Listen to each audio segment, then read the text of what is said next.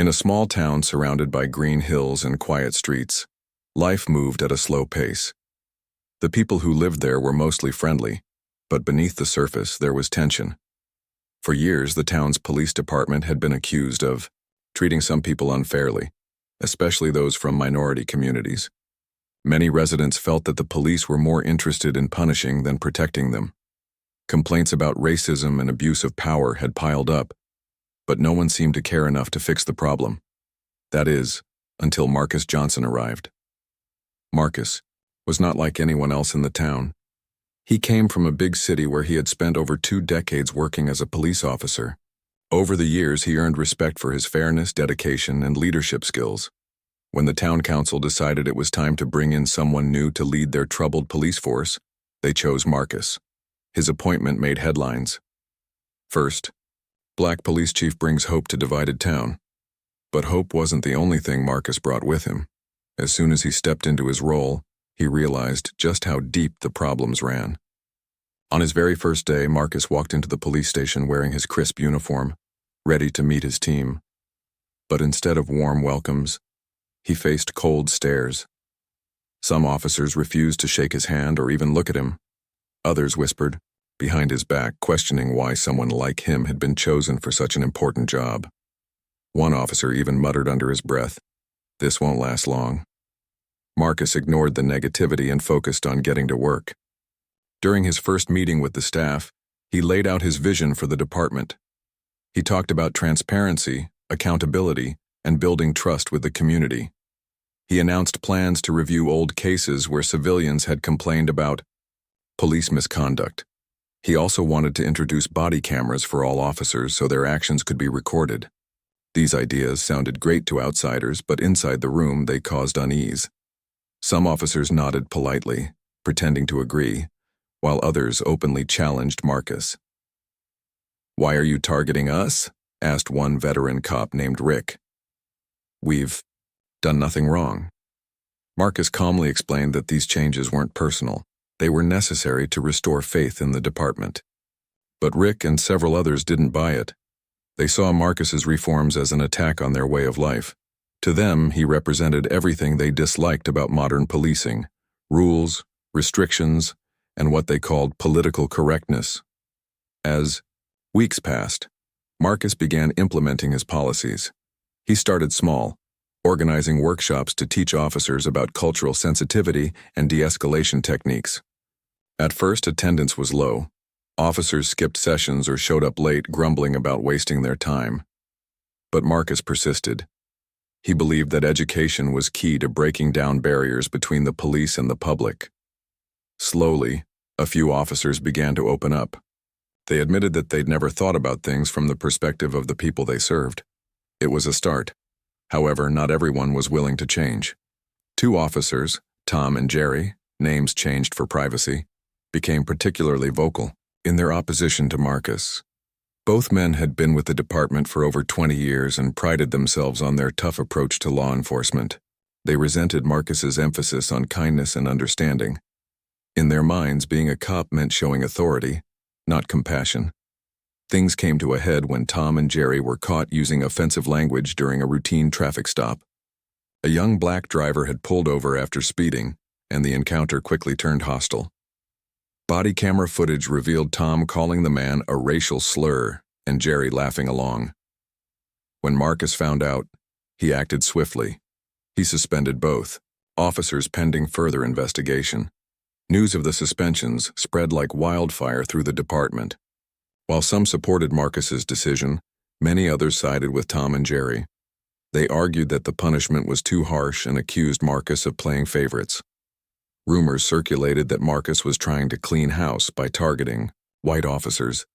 Tensions escalated and the atmosphere in the station grew toxic. Outside the station, the situation wasn't much better. Word of the suspensions reached the public, sparking heated debates. Some residents praised Marcus for taking a stand against racism. Others defended Tom and Jerry, claiming they were simply doing their jobs. Protests erupted outside the police station with demonstrators holding signs that read, "Justice for all and no more racism" in blue. Counter-protesters showed up too, waving American flags and chanting slogans like "Support our cops." Amidst the chaos, Marcus tried to stay calm. He knew that making enemies wouldn't help him achieve his goals. Instead, he doubled down on his efforts to connect with the community.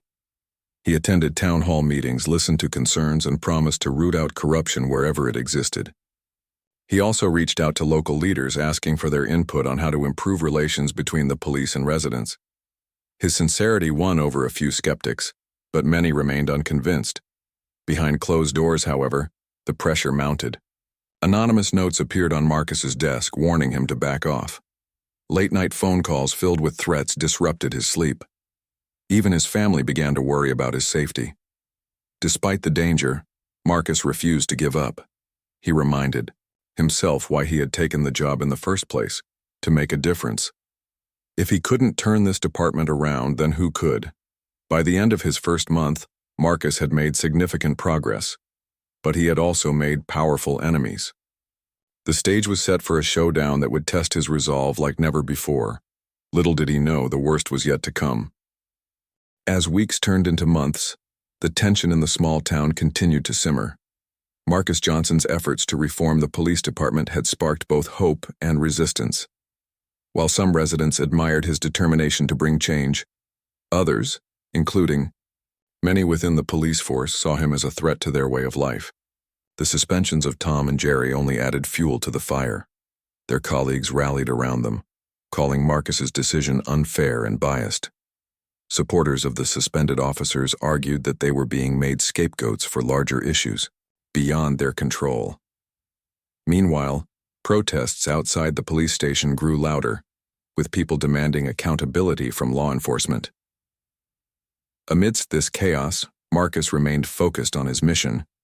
He knew that transforming the department wouldn't be easy, but he believed it was possible if everyone worked together. Unfortunately, not everyone shared his optimism. Some officers actively resisted his reforms, finding ways to undermine his authority whenever they could. They filed complaints about trivial matters, hoping to overload Marcus with paperwork. Others spread rumors about him, painting him as an outsider who didn't understand the challenges of policing in a small town. Despite these obstacles, Marcus pressed on, determined to prove that real change was achievable. One evening, Marcus received a call informing him that Tom and Jerry's case would finally go before a judge. The hearing was scheduled for the following week, and Marcus knew it would be a pivotal moment. If the court sided with him, it would send a strong message that misconduct would no longer be tolerated. But if the ruling went against him, it could embolden those who opposed his leadership. As the date approached, Marcus prepared meticulously, reviewing evidence and rehearsing what he would say. He wanted to present a clear, convincing argument that left no room for doubt. On the day of the hearing, the courthouse buzzed with anticipation. Dozens of people packed into the cramped courtroom, eager to witness the outcome. Reporters lined the back rows, cameras at the ready. Outside, protesters gathered, holding signs and chanting slogans. Some supported Marcus, shouting phrases like "Justice for all," while others defended Tom and Jerry, insisting they were victims of political correctness run amok. The air crackled with tension as people took their seats, waiting for the proceedings to begin. Inside the courtroom, Marcus sat quietly, observing the scene. He recognized several familiar faces among the crowd: local activists, concerned citizens, and even a few members of the police force. Most notably Rick, the same officer who had questioned Marcus's intentions during his first meeting, was there sitting near the front. Rick exchanged glances with other officers, whispering something under his breath. Marcus couldn't hear what was said, but he sensed hostility in the room. Still, he kept his composure, reminding himself why he was here. The hearing began with opening statements. The prosecutor outlined the charges against Tom and Jerry, presenting video footage of the traffic stop where the racial slur had been used. The defense attorney countered by arguing that the language, while inappropriate, did not constitute grounds for suspension. "This is about freedom of speech," the lawyer claimed, drawing murmurs from the audience. Marcus listened intently, noting every detail. When it was his turn to testify, he spoke calmly and clearly, explaining how the incident fit into a broader pattern of behavior within the department. He emphasized the importance of holding officers accountable, not just for the sake of the victim but for the integrity of the entire force. As the day wore on, tempers flared both inside and outside the courthouse. Protesters clashed with counter-protesters, their voices rising above the din. Inside, heated exchanges between attorneys kept the judge busy maintaining order. By the time the session concluded, emotions were running high. Marcus gathered his notes and prepared to leave, feeling cautiously optimistic. Though the final verdict wouldn't come until later, he believed he had made a compelling case. But as Marcus stepped into the hallway leading out of the courthouse, his hopes were shattered. A group of off-duty officers blocked his path, their faces twisted with anger. Among them were Rick, Tom, and Jerry. For a moment, silence hung in the air, thick and suffocating. Then Rick spoke, his voice dripping with venom. "You think you're better than us? You think you can come in here and ruin everything?" Before Marcus could respond, the situation escalated. One of the officers shoved him hard against the wall, knocking the wind out of him. Another punched him in the stomach, causing him to double over in pain. Chaos erupted as fists flew, each blow fueled by years of resentment and fear. Marcus tried to defend himself, but he was outnumbered. Blood trickled down his face as he collapsed to the floor, dazed and struggling to breathe. Security guards rushed to intervene, pulling the attackers away. Bystanders screamed and scrambled for cover, unsure of what to do. Within minutes, the hallway was swarming with activity as paramedics arrived to tend to Marcus's injuries. Cameras flashed as reporters captured images of the battered police chief being carried out on a stretcher. Word of the attack spread quickly, igniting outrage across the town and soon the nation. Back at the hospital, Marcus lay in bed, bruised and broken but alive. Doctors assured him that his injuries weren't life-threatening, though recovery would take time. As news of the assault dominated headlines, public reaction was swift and fierce. Videos of the beating, recorded by security cameras in the courthouse, went viral online. Social media exploded with hashtags like "Justice for Marcus" and "Or End Police Brutality." Community leaders condemned the attack, calling it a disgraceful act of cowardice. Even politicians weighed in, urging immediate action to address systemic racism within law enforcement. Meanwhile, the fallout within the police department was equally dramatic. Officers who had once supported Tom and Jerry now distanced themselves, fearing association with the scandal. Internal memos circulated, warning staff to avoid making inflammatory comments. Yet beneath the surface, divisions deepened. Those who sympathized with the attackers accused Marcus of provoking them through his radical policies. Others, however, saw the incident as proof that drastic measures were needed to root out corruption. For Marcus, lying in that hospital bed, the experience was surreal. He had always known the road to reform would be difficult, but he never imagined it would lead to violence. Friends and family visited, urging him to step down for his own safety. "You've done enough," they told him. "Let someone else finish the job." But Marcus shook his head. Giving up wasn't an option, not when so much was at stake. He vowed to return stronger than ever, determined to see his vision through to the end. In the days that followed, state officials launched an independent investigation into the attack. Pressure mounted for swift justice, with calls for criminal charges against the officers involved. The national spotlight intensified, shining a harsh light on the town's struggles with racism and inequality. For many, Marcus's ordeal became a symbol of the broader fight for accountability and fairness in policing. And though the scars, both physical and emotional, would take time to heal, one thing was certain: nothing would ever be the same again. The days following the brutal attack on Marcus Johnson were unlike anything the small town had ever experienced. The video of the beating, captured by courthouse security cameras, spread like wildfire across social media platforms, news outlets, and television networks. It showed a group of off-duty officers cornering Marcus in a narrow hallway, shoving him against the wall and raining down punches until he collapsed to the floor. The footage was raw, unfiltered, and impossible to ignore. For many viewers, it wasn't just an isolated incident. It was a stark reminder of the deep-seated issues plaguing law enforcement nationwide.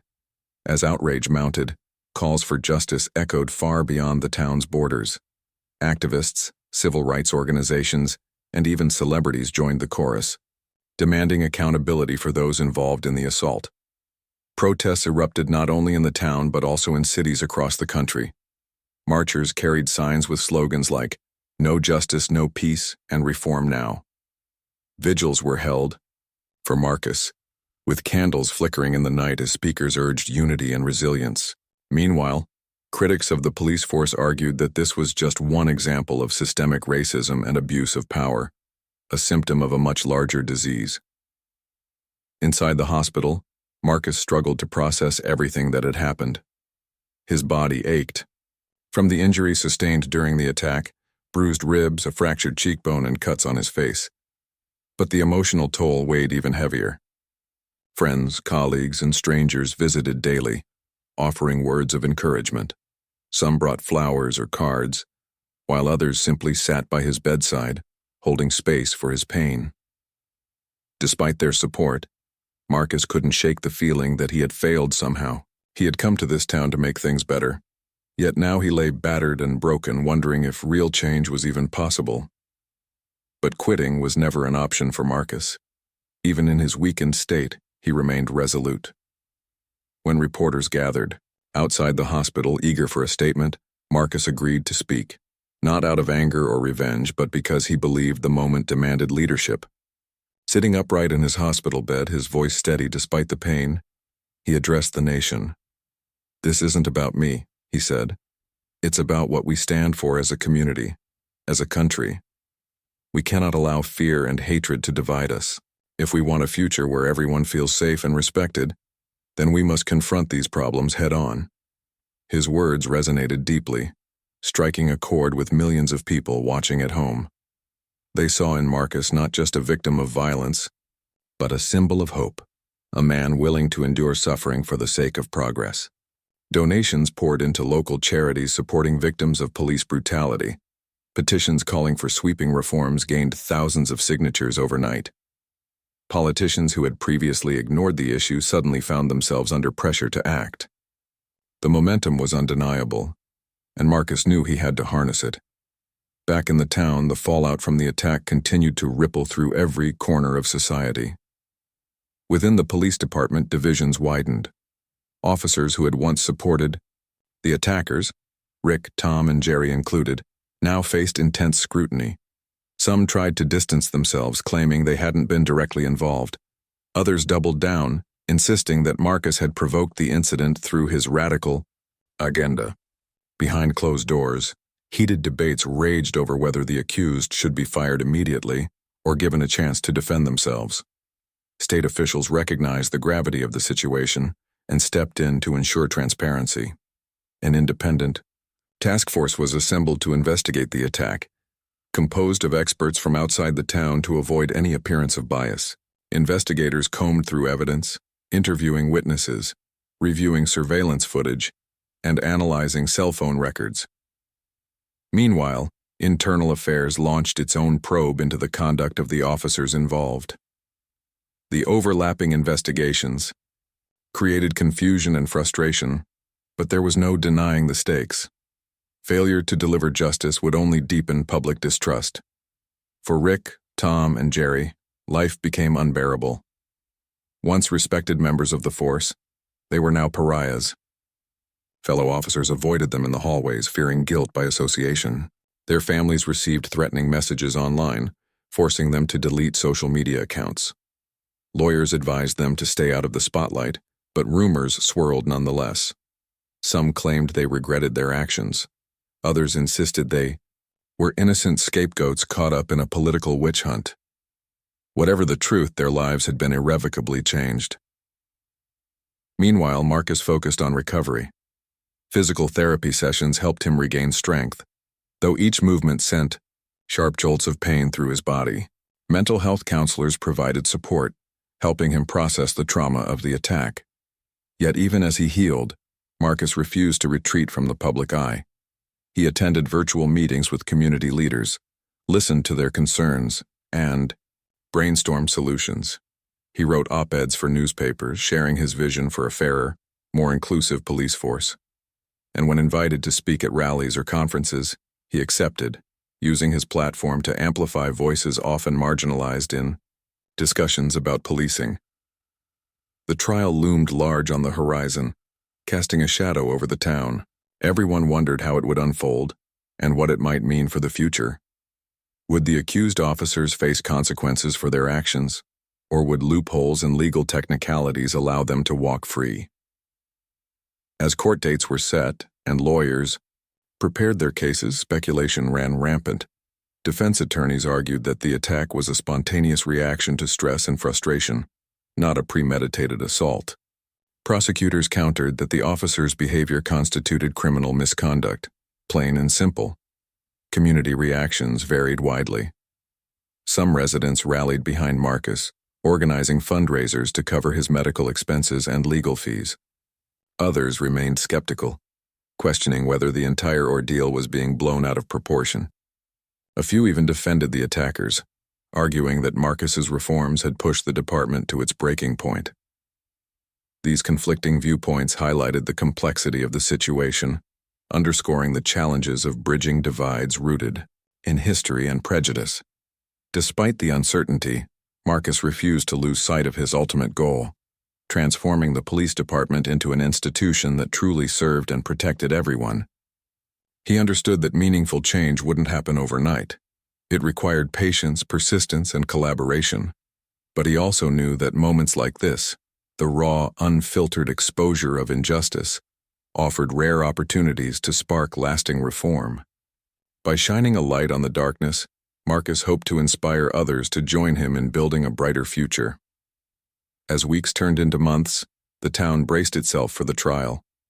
Witnesses rehearsed their testimonies, lawyers pored over documents, and journalists prepared for what promised to be a landmark case.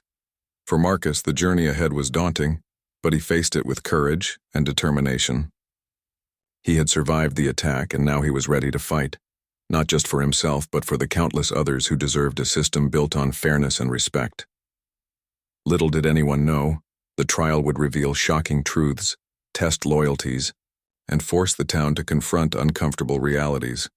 What began as a personal battle for Marcus was about to become a defining moment for an entire community, and perhaps a turning point for policing as a whole. The trial of the officers accused of attacking Marcus Johnson was one of the most highly anticipated events in the town's history. Reporters from national news outlets descended upon the courthouse, setting up cameras and microphones outside. Protesters gathered daily, holding signs that read "Justice for Marcus" and "End Police Brutality."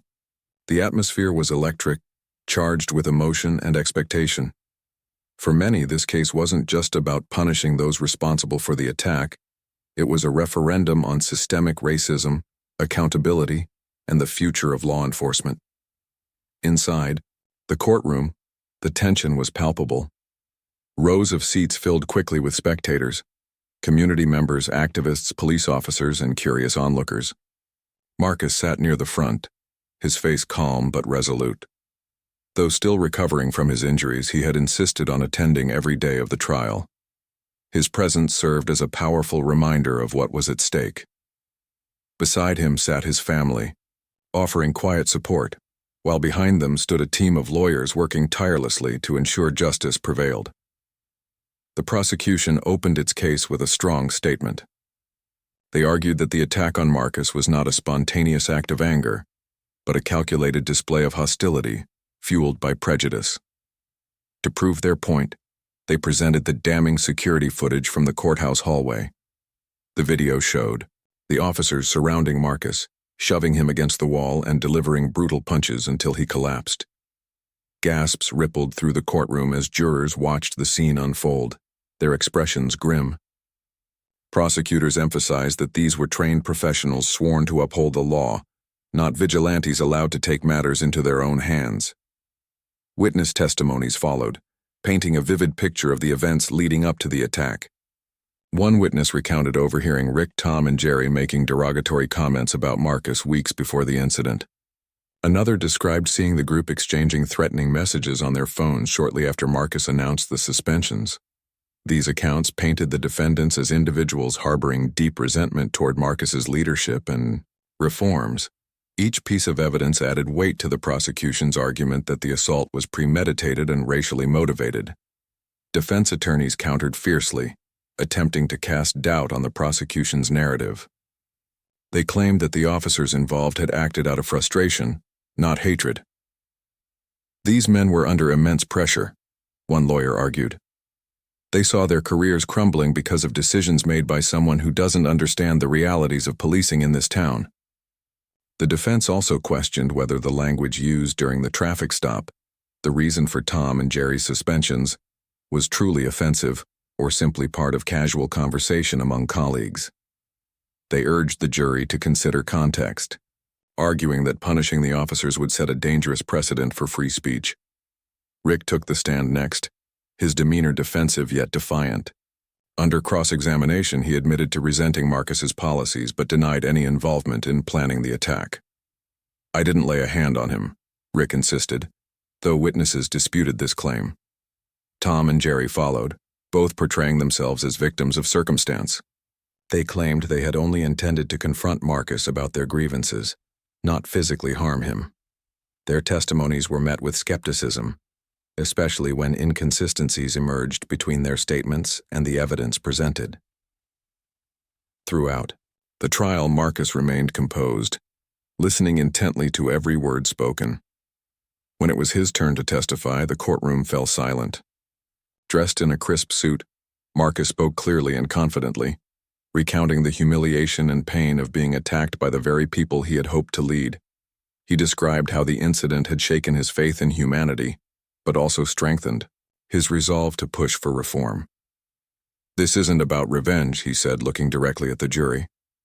"It's about holding individuals accountable so we can move forward together. If we don't address these issues now, they will continue to fester." His testimony struck a chord with many in the room. Even some skeptics found themselves moved by his sincerity and courage. Outside the courthouse, reactions were mixed. Supporters of Marcus cheered his words, calling him a hero. Critics dismissed his speech as manipulative, accusing him of playing the victim to further his agenda.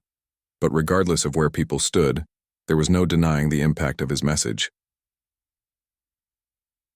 As closing arguments approached, tensions reached a fever pitch. The prosecution delivered a passionate plea for justice, urging the jury to send a clear message that violence and discrimination would not be tolerated. "This is your chance to make history," the lead prosecutor told the panel. "Convict these men, and you'll show the world that accountability matters." In contrast, the defense framed the case as an overreaction to isolated behavior, warning that convicting the officers would devastate morale within the department. Finally, after weeks of deliberation, the jury reached a verdict. The courtroom buzzed with anticipation as the foreperson stood to deliver the decision. Guilty on all counts. Cheers erupted from Marcus's supporters, while gasps of disbelief came from the defendants' families. Rick, Tom, and Jerry were handcuffed and led away, their faces masks of shock and shame. Justice had been served, or so it seemed. But the verdict didn't bring closure to everyone. Some residents felt vindicated, believing the ruling signaled a new era of accountability. Others, however, saw it as proof that the system was rigged against law enforcement. Within the police department, morale plummeted. Officers grumbled about unfair treatment, fearing they could become targets for minor infractions. Resignations spiked, leaving the force understaffed and demoralized. For Marcus, the victory was bittersweet. While the guilty verdict validated his efforts, it also highlighted the deep divisions within the community. He knew the battle for reform was far from over. Convicting 3 officers wouldn't erase decades of mistrust or solve systemic problems overnight. Yet, he refused to let cynicism take hold. Instead, he doubled down on his mission, introducing new initiatives aimed at rebuilding relationships between the police and the public. One such initiative involved creating citizen advisory boards to oversee police conduct. Composed of diverse community members, These boards reviewed complaints, monitored training programs, and provided feedback on policy changes. Marcus believed that involving civilians in decision-making processes would foster transparency and mutual respect. He also partnered with local organizations to host workshops on racial sensitivity and conflict resolution, inviting both officers and residents to participate. At first, progress was slow. Many officers resisted the changes, viewing them as unnecessary interference. Some citizens remained wary, questioning whether the reforms were genuine or merely cosmetic. But over time, small victories began to emerge. Officers started greeting residents by name instead of badge numbers. Complaints about misconduct decreased, replaced by stories of positive interactions. Trust, though fragile, began to take root. Marcus understood that lasting change required patience and persistence.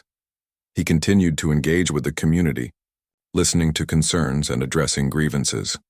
He attended town hall meetings, answered questions candidly, and acknowledged mistakes when they occurred. By doing so, he earned the trust of many who had once doubted him. Even critics softened their stance, recognizing that Marcus genuinely cared about making things better. Still, challenges persisted. Not all officers embraced the new direction, and some resigned rather than adapt. Funding shortages forced Marcus to delay certain projects, frustrating those eager to see rapid improvements. National headlines shifted focus to other scandals, leaving the town's struggles largely unnoticed. Yet, Marcus pressed on, driven by the belief that every step forward mattered no matter how small. Years later, the town bore little resemblance to the fractured place Marcus had inherited. Crime rates dropped, community relations improved, and the police department became a model for others facing similar issues. Marcus's legacy extended beyond statistics. He inspired a generation of young people to pursue careers in law enforcement, not as enforcers of outdated norms, but as agents of positive change. Though scars from the past remained, hope flourished. The town proved that even in the face of adversity, unity and resilience could prevail. And through it all, Marcus reminded everyone that true reform wasn't about perfection, it was about progress. The years that followed the trial of Rick, Tom, and Jerry marked a period of profound transformation for the small town. Marcus Johnson's leadership had weathered its greatest test, and though scars from the past lingered, the community began to heal. The guilty verdict against the 3 officers sent a clear message: accountability mattered. But for Marcus, the real work was just beginning. He knew that justice alone wouldn't erase decades of mistrust or dismantle systemic issues within the police force. True reform required consistent effort, collaboration, and a willingness to confront uncomfortable truths.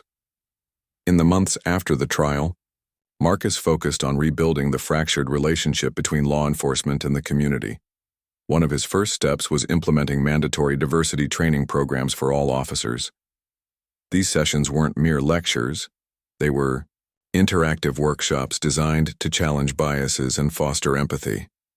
Officers participated in role-playing exercises where they stepped into the shoes of residents, experiencing firsthand what it felt like to be profiled, questioned aggressively, or dismissed based on stereotypes. For some, these exercises were eye-opening. They admitted they'd never considered how their actions might affect others. A few even broke down during discussions, acknowledging mistakes they'd made in the past.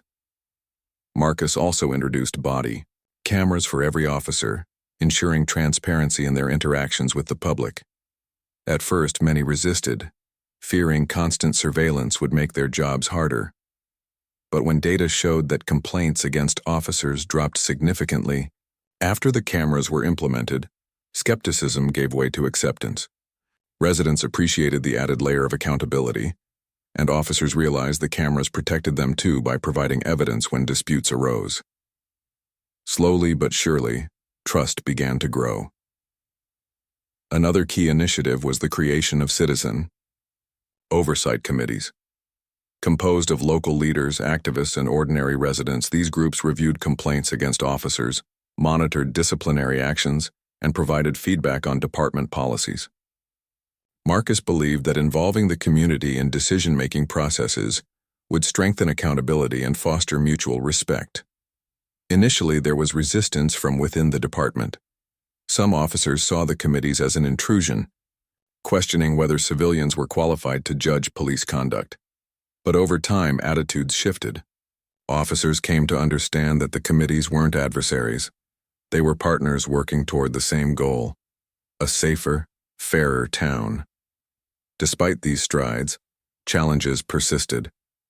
Not everyone embraced the changes willingly. Several veteran officers chose to retire rather than adapt to new policies. Others grumbled about political correctness taking over the department. Funding shortages forced Marcus to delay certain projects, frustrating those eager to see rapid improvements. And while national attention had brought much-needed resources to the town, it also created pressure to maintain progress. Every misstep risked reigniting old tensions. Yet Marcus remained steadfast. He continued to engage with the community, attending town hall meetings and answering questions candidly. When criticisms arose, he didn't shy away. Instead, he listened, acknowledged shortcomings, and worked to address concerns. His openness earned him respect, even from former skeptics. Over time, people began to see him not as an outsider imposing radical ideas, but as someone genuinely invested in making things better. One particularly memorable moment came during a community event organized by Marcus. Dubbed Unity Day, the gathering brought together residents, officers, and local leaders for food, music, and dialogue. Booths were set up where attendees could share their thoughts on policing and suggest ways to improve relations. Officers mingled with families, playing games with children and chatting casually about their work. For many, it was the first time they'd seen law enforcement officers as approachable human beings, rather than authority figures to fear. During a speech at the event, Marcus reflected on how far the town had come. "Change doesn't happen overnight," he said, his voice steady yet warm. "It takes courage, patience, and most importantly, teamwork. We've faced challenges, yes, but we've also found strength in coming together. Let's keep building bridges, one step at a time." Years later, the impact of Marcus's reforms became undeniable. Crime rates plummeted, thanks in part to increased cooperation between residents and police. Neighborhood watch programs flourished, empowering communities to take ownership of their safety. Complaints about misconduct dwindled, replaced by stories of positive interactions. Young people who once distrusted law enforcement now expressed interest in becoming officers themselves, inspired by Marcus's example. Even the police department underwent a cultural shift. New recruits arrived eager to serve, drawn by the reputation of a forward-thinking force committed to fairness and inclusivity. Training programs emphasized de-escalation techniques and conflict resolution, preparing officers to handle situations without resorting to force. Leadership roles diversified, reflecting the town's demographics more accurately. Though remnants of the old guard remained, their influence waned as younger generations took charge. Beyond the town borders, Marcus's efforts garnered national recognition. Policymakers studied his initiatives, hoping to replicate them elsewhere. Activists hailed him as a trailblazer, proving that meaningful reform was possible even in deeply divided communities. Invitations poured in for Marcus to speak at conferences and seminars, sharing lessons learned along the way. Yet, despite the accolades, he remained humble, always crediting the community for its resilience and determination. Of course, perfection remained elusive. Racism and inequality couldn't be eradicated entirely. They were complex, entrenched issues requiring ongoing vigilance. Occasional incidents still sparked debates, reminding everyone that progress wasn't linear. But the difference now was perspective. People approached problems collaboratively, viewing them as opportunities for growth rather than insurmountable barriers. For Marcus personally, the journey had been transformative. From the day he arrived in the town, battered by hostility and resistance, to standing at the helm of a reformed department, he had grown immensely. The attack in the courthouse hallway had nearly broken him physically and emotionally, but it had also solidified his resolve. It taught him that true leadership meant facing adversity head-on, not out of vengeance or ego, but because doing so paved the way for others to thrive. As he prepared to retire years later, Marcus reflected on his legacy. He hadn't achieved everything he'd hoped for, but he'd laid a strong foundation. The town stood transformed, not perfect, but better. It was a place where trust had replaced fear, where collaboration had triumphed over division. And though Marcus's name would fade from headlines, his impact endured in the lives touched by his vision. On his final day as police chief, Marcus walked through the station one last time. Officers greeted him warmly, thanking him for believing in them when no one else did. Residents stopped by headquarters to express gratitude, sharing stories of how his reforms had changed their lives. As he stepped outside into the crisp morning air, Marcus felt a deep sense of fulfillment. The road ahead wouldn't always be smooth, but the town was ready to face it, together. And so, the story of Marcus Johnson ended not with fanfare, but with quiet hope. Hope that the seeds he planted would continue to grow.